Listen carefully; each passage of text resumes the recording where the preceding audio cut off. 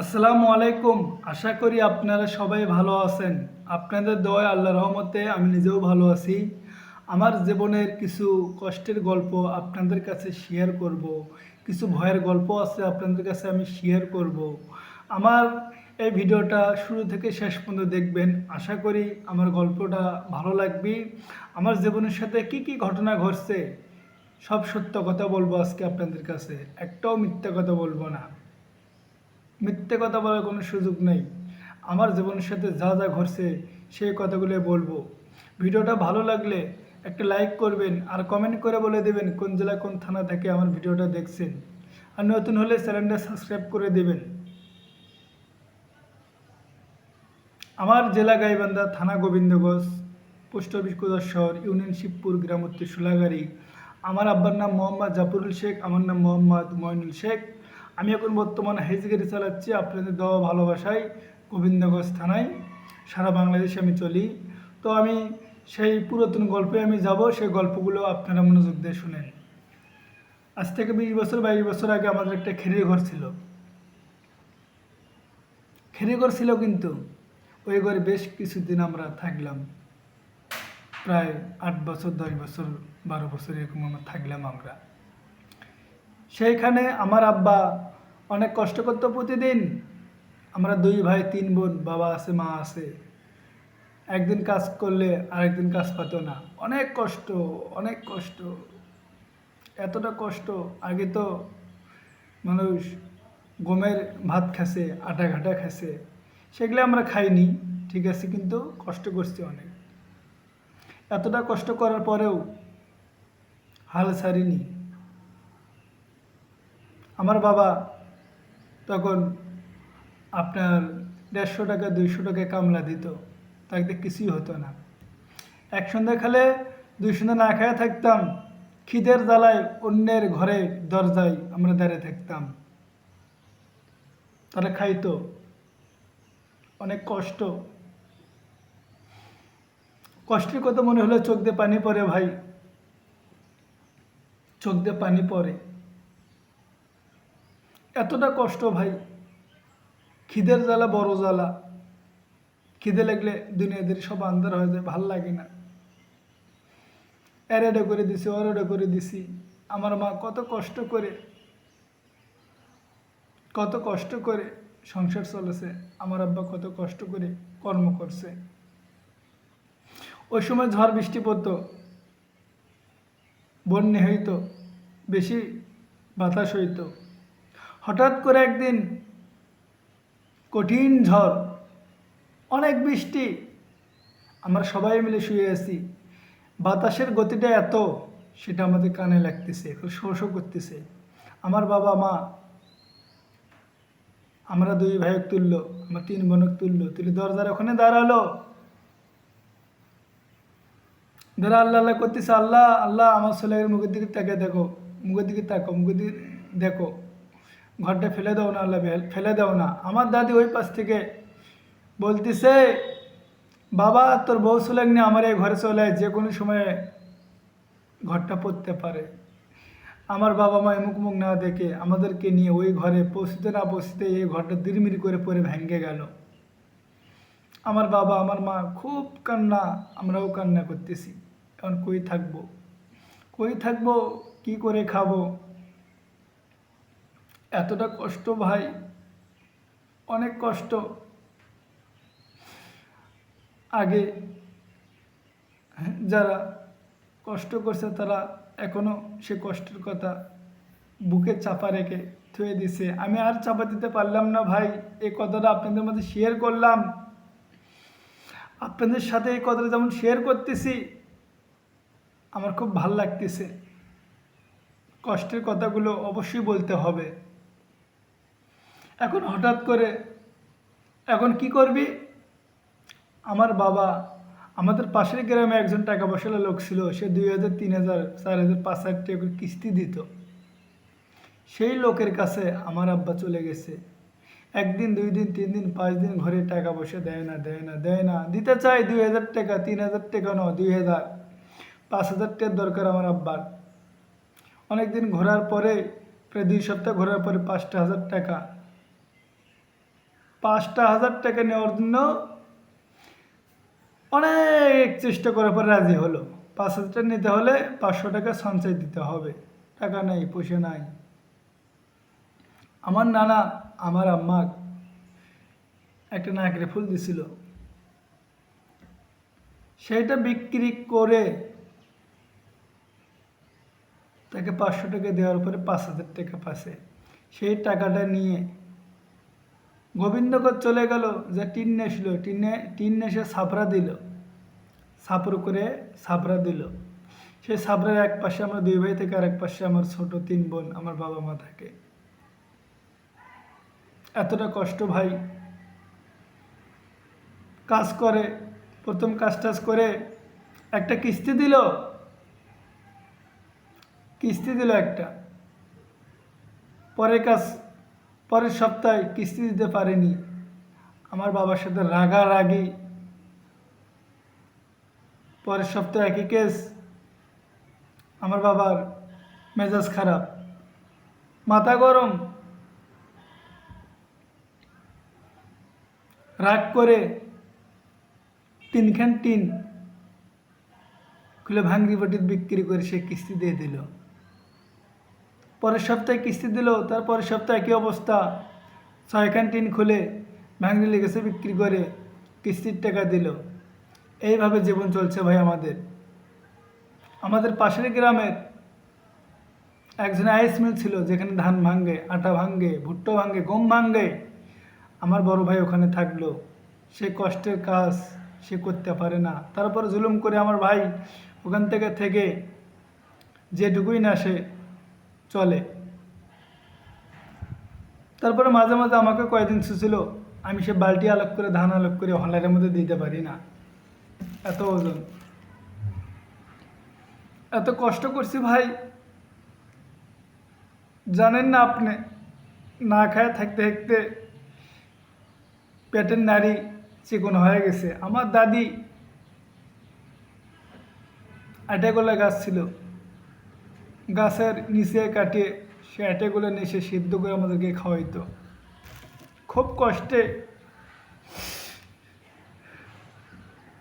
জীবনটা পারি করছি ভাই, অনেক কষ্ট, অনেক কষ্ট। তারপর আমাকে কি করলো, পাশের গ্রামের 100 নামে ভাই, তাদের চলাচল ভালো, তাদের মধ্যে আমাকে থুয়ে দিল। সেখানে আমার থেকে গরুর জন্য ঘাস কেটে নেয়, প্লেট মাঞ্জা নেয়, ভাত রান্না করে নেয়। সেই সময় তারপর আমি কোনো কিছু মনে করতাম না, তাদেরকে অনেক ভালো লাগতো, আমি মানে নিতাম। তখন আমি প্রস্রাব করতাম বিছানায়, প্রস্রাব করতাম। সেই সুনামে ভাইয়ের বউ আমাকে যথেষ্ট পরিমাণে ভালোবাসতো, আমার প্রস্রাব ধুয়ে দিত। খালি একটা কথাই বলতো, বাবা এত বড় এত বড় হসু, তাই এখনো প্রস্রাব করিস। বেশ কিছুদিন ওখানে প্রায় 6 মাস 7 মাস আমি থাকলাম। তার একটা দোকানও ছিল আমাদের চোতের বাড়ি, সে দোকানেও আমি বসতাম। আমার কোনো দিন কোনো খারাপ রিপোর্ট বাই করতে পারিনি ভাই। ওখান থেকে থাকতে যেটা পাচ্ছিলাম সেটা আমি আমার বাবা মাকে দিয়ে দিচ্ছিলাম। আমি একদিন হঠাৎ করে কি কাজ বাজ করতে রাত হয়ে গেছে। সেই সময় প্রায় 12টা প্লাস হয়ে গেছে। খাওয়া দাওয়া করে মন টিকলো না। এখন আমি বললাম, শোনো ভাই, তখন দোকানে থাকতো। বললাম, ভাবি আজকে মনটা টিকতেছে না, আমি বাড়িতে চলে যাবো। ভাবি ভাল লাগিচ্ছে না, আমি বাড়িতে যাবো। তো হচ্ছে রাত হয়ে গেছে, আজকে যাস না, চতুর্মুড়ো জঙ্গলে যাওয়ার ভাবু না। তো এত কিছু বুঝাচ্ছে, আমি বলতেছি, ভাবি আজকে আমি থাকবো না, বাড়িতে যাবো, আমার খুব ভাল লাগিচ্ছে না, খারাপ লাগিচ্ছে। জানলা আছে ভাবির পাশে, একটা পুকুর আছে, আমাকে গল্প শোনাচ্ছে। হচ্ছে কালকে রাত্রে ওখানে দেখে একটা সাদা পরি ইঙ্গে গোসল দিচ্ছে, ইঙ্গে বড় বড় দাঁত বাই করে, মানে আমাকে আসতে দেবে না। তাই আমি করছি দাঁত ব্যয় করুক, সে আমাকে কাল্লা ঠেসে ধরুক, যেটাই করুক, আমি আজকে বাড়ি যাবই ভাবি, আমাকে একটা লাইটের ব্যবস্থা করে দেন। গরমের দিন একটু একটু করে বাতাসও পড়তেছে, হঠাৎ করে কারেন্ট চলে গেল, এমনিতে আন্ধার আরও আন্ধার হয়ে গেল, ভাবি কোনো একটা লাইটের ব্যবস্থা করে দেন। একটা লাইটের ব্যবস্থা আমাকে করে দিল। সে লাইট টানে জঙ্গলের পাশে সোনামা ভাইয়ের বাড়ি, সে জঙ্গলে কোনো রকম পার হলাম। এই পাশে বড় বাড়ি করে বলে, হাফ কিলো আসার পরে ওখানে ছোট্ট একটা বাঁশের ধার আছে, ছোট্ট একটা ব্রিজ আছে, ওইখানে আসে como আমার গাওগুলো পশমগুলো সিংড়ে উঠল। এই জায়গাটা খুব টান, মাসির মুখের থেকে শুনতাম, একটা লোকও নাই, থাকলে আমি পার হয়ে যেতাম। এক মাথায় দাঁড়িয়ে থেকে অনেকক্ষণ মতো দাঁড়িয়ে থাকলাম, হঠাৎ করে দেখি একটা 5-6 মানে আমার তো একটু শর্টই হবে, সাদা কাপড় পরে একটা লোক দাঁড়িয়ে আছে, মিটমিটে বাতাস। তখন সাহস হলো, যাক একটা লোক আসেই তো। ও বাঁশের ধার থেকে একটু একটু দূরে আছে। আমি যতই এগিয়ে যাচ্ছি ও সেতুই বাঁশের দিকে যাচ্ছে। আমি যখন ওই ব্রিজের ওখানে পৌঁছলাম, ওই বাঁশের মধ্যে চলে গেল, ওই বাঁশের ধারের মধ্যে চলে গেল। আমি লাইট মারলাম, সেই লোকটাকে মেরে দেখলাম না।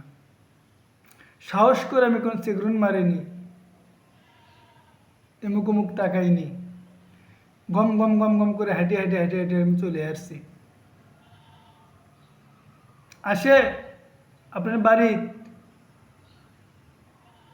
সেদিন আমার জ্বর আসলো,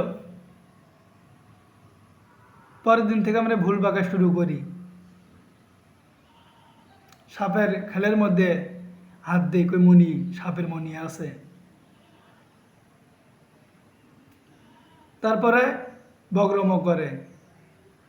পরের দিন তাদের কাছে আমি শুয়ে আছি, সেইখানে আমি উঠে যাচ্ছি, প্রায় রাত 8:30-9টা বাজে। উঠে যাচ্ছি, আমার দাদি, আমার চাচাক, আমার ভাইক ডাক দিল, মইনুল কুমা উঠে চলে যাচ্ছে, দেখতো কোনটা যায় ধরে নাই তো। আমি আসছি, কিছু দূর আসছি, আসার পরে চাচা আর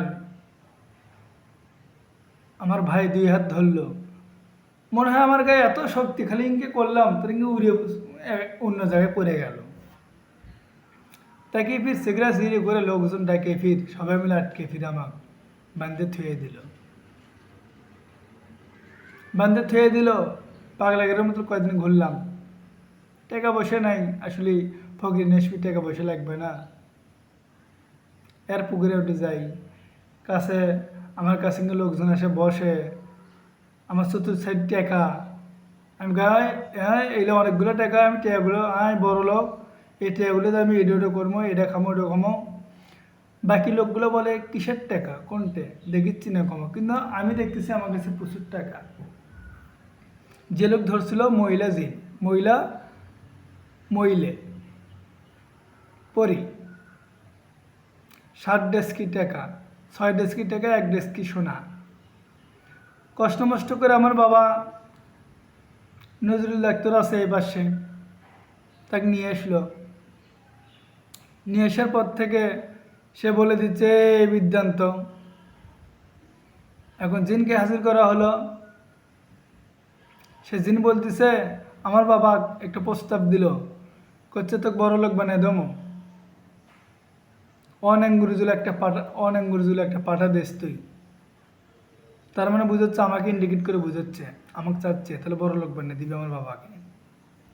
আমার বাবা বলতেছে তোর টাকাকেও সালাম, তোকেও সালাম, আমার বড় লোক হওয়ার দরকার নেই, আমার সন্তানক তুই আমাকে ফিরে দে, আর তুই চলে যা। কই না, তোর বেটাকে তুমি ছাড়বো না, তোর বেটাকে আমি ছাড়বো না। সেই ফকির অনেক কষ্টের পরে, চেষ্টার পরে আমাকে ছাড়িয়ে দিল, আমার কাছ থেকে জিনটা দূরে দিয়ে দিল। তাবিজ করে দিল, কোমর তাবিজ করে দিল, গলায় তাবিজ করে দিল। তারপরে ওই ফকির আমাকে বলল আর কোনো দিন তোমাকে ধরবে না। কিন্তু দূরে থেকে একটু ফলো করবি।